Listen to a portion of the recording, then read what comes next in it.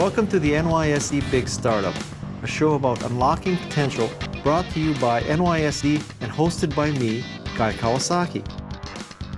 We started the company in 2005, and really what came together was in 2004 we were in college, my co-founder and I, and when you're in a school or university environment, and actually is pretty analogous to being in an enterprise. You're moving between lots of different devices, lots of computers, you have to share with lots of people.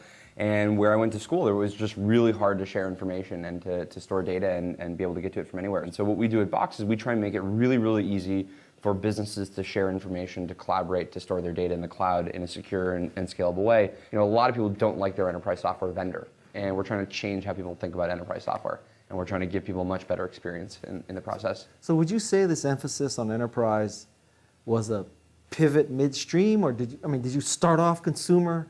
We ultimately decided, okay, we're not going to be able to compete on both fronts as effectively as we could by going really, really deep in one. So we decided to not focus as much in the consumer space. We have a free product. We have 12 million users on the product. But the focus really became, how do we go sell this to the world's largest businesses? And so we kind of narrowed down, and then as a result of narrowing down, you then go much deeper. So we really, so in that sense, we really turned the ship toward the enterprise in a very big way. Looking back, with the benefit of hindsight, what do you think were the key things or the key decisions, key factors that made Box so successful?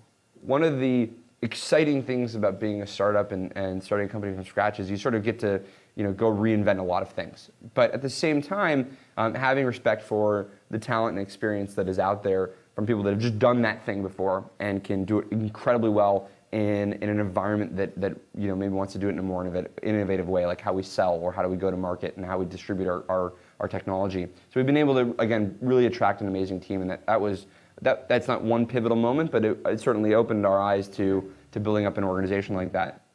Do you have any regrets? Did you do anything wrong?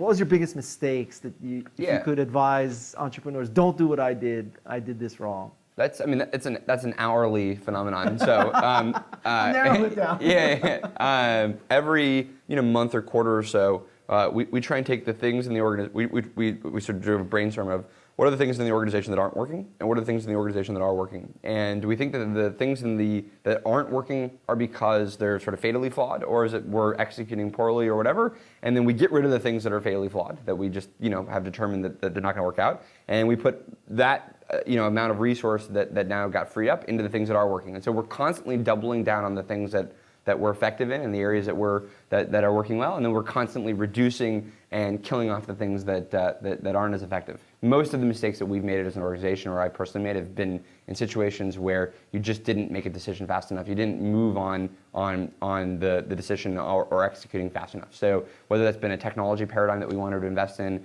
whether that's a hiring or firing decision that we wanted to do, most things that have been mistakes have been because we just did not execute at the speed that I think was necessary or commensurate with the kind of problem we were dealing with. So you're familiar with New York Stock Exchange's Big Startup program. How do you think that program can help entrepreneurs?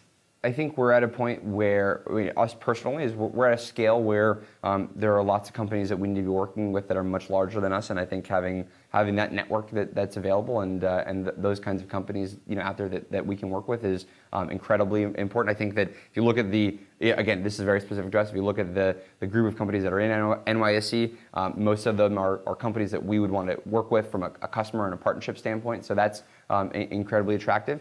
For smaller businesses, you're always trying to learn from companies that have solved these problems before or had to attack those kind of challenges, or you're trying to sell it to them, or you're trying to partner with them. And so having a network and an ecosystem where you can do that, I think, is extremely effective.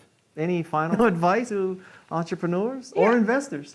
Investors, yeah, invest in the really good stuff. I would say that. Write that down. Yeah, exactly. That's my philosophy. The only thing I generally try and remind people of is build for where things are going because of those new platforms. What gets enabled because you now have mobility in a business environment? What gets enabled because you now have infinite computing resources?